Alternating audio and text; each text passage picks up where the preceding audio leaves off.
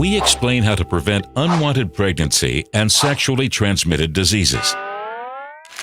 This is Lena and her boyfriend, Kamal. They have just fallen in love and they want to sleep with each other for the first time.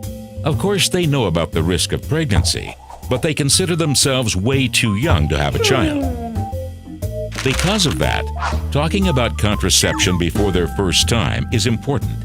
They already know of the contraceptive pill, the coil, and condoms. But this information is too basic.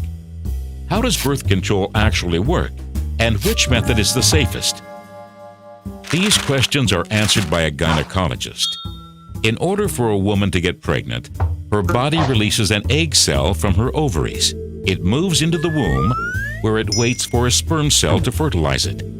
If the egg cell is fertilized, the concentration of the feminine sex hormone estrogen increases in the blood. Among other things, this messenger has the task of informing the body of the pregnancy. If a woman is on the pill, the dose of estrogen raises her hormone level. The body believes that it's pregnant and stops the production of new egg cells. No egg cells, no pregnancy. But there are also contraceptives that work without hormones. They prevent a pregnancy by stopping the sperm on its way to the egg cell. Condoms, copper coils, and the diaphragm work in this way. You can check the safety of a method through the Pearl Index, which calculates the annual number of pregnancies per 100 women. The safer a method, the lower the value. Top of the list is the pill. With less than one pregnancy per year, when using a condom, the risk of getting pregnant is slightly higher. However, it is the only contraceptive that protects against sexually transmitted infections.